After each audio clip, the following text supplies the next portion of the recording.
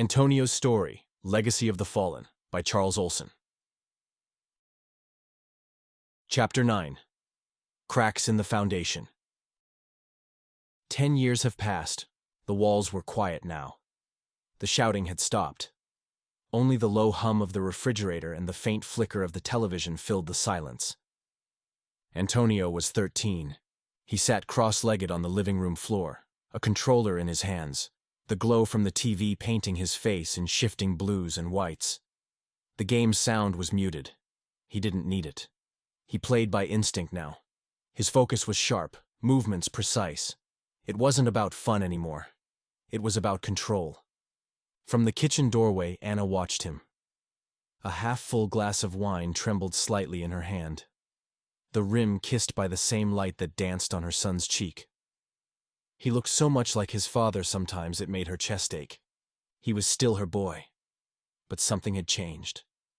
He didn't smile the way he used to. Didn't throw his arms around her waist or sneak into her bed after nightmares. He didn't ask to be tucked in. He barely said goodnight. Every day, he pulled a little farther away, more guarded, more stubborn, more silent. She had tried to reach him, asked about school, tried to talk over dinner, even offered to play the game with him once. He shrugged her off with a look that was too cold for a 13-year-old. She took a small sip of wine, trying to steady her hand, her breath. Somewhere behind his eyes, he was carrying something she couldn't name, something heavy, something she feared he had inherited. And in that quiet moment, she realized he was becoming someone she didn't recognize, and worse, someone she couldn't protect. The school office the next day.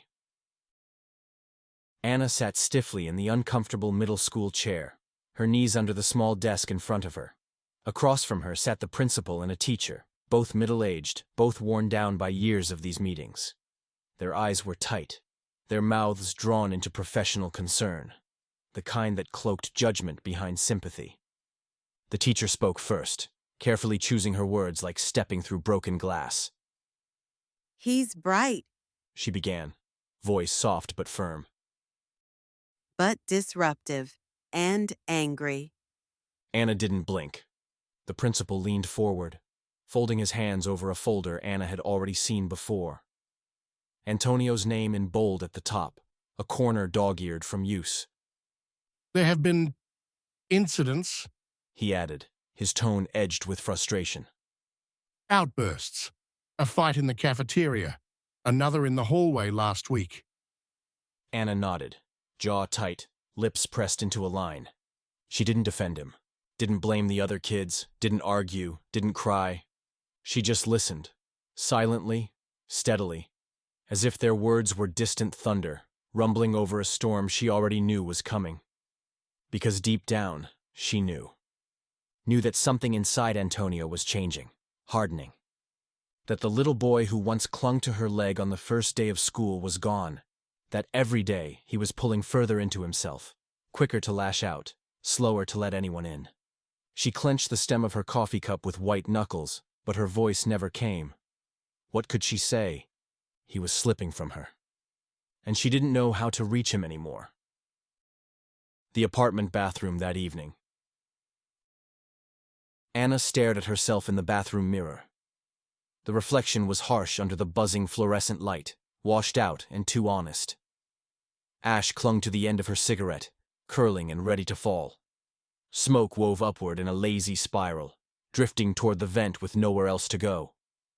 Her eyes were ringed with exhaustion, dark crescents smudged beneath them like bruises she couldn't cover.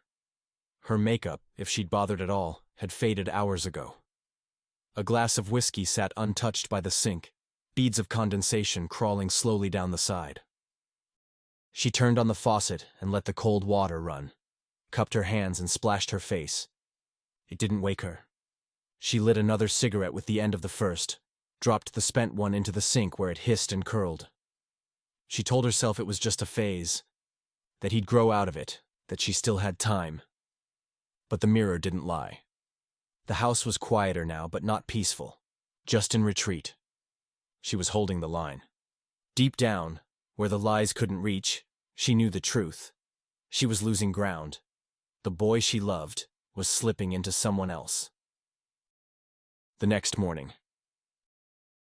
The smell of butter and vanilla filled the kitchen as Anna flipped a pancake with practiced ease, humming softly to herself, an old lullaby her mother used to sing.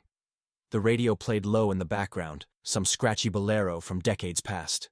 For a moment, the house felt warm, almost like it used to. Then came the sound of dragging footsteps. Antonio shuffled in, hair a tangled mess, shirt twisted from sleep. His eyes were heavy, but there was no softness in them. Just that same sullen, untouchable quiet. Anna turned with a smile, still holding the spatula. How did you sleep, mi niño? He didn't look at her, just waved a hand, dismissive, sharp, careless. The gesture cut her like glass. She froze. That flick of the wrist, the shrug. It was him. Tony. The same movement he'd make when brushing her off mid-argument, when her feelings were inconvenient, when love felt like a chore. She shuddered, then steadied herself, tried again. Antonio, He muttered under his breath, low and spiteful. Hija de puta. The words sliced through the kitchen like a blade. Anna slammed the spatula down on the counter with a loud clack, her breath catching in her throat. what did you just say?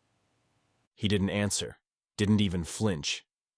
He turned his back and started down the hall, slow and unfazed. She was on him in an instant, storming after him, voice cracking, footsteps shaking the floor. Don't talk to me like that. Do you hear me? But he didn't turn around, didn't say a word. And as she stood there, trembling, watching her son disappear down the hall like a stranger in her own home, her fury collapsed inward. She wasn't heartbroken because of the insult. She was heartbroken because she could feel it. The slow erosion. The echo of Tony taking shape in Antonio's eyes. And no matter how hard she fought, she was losing him too.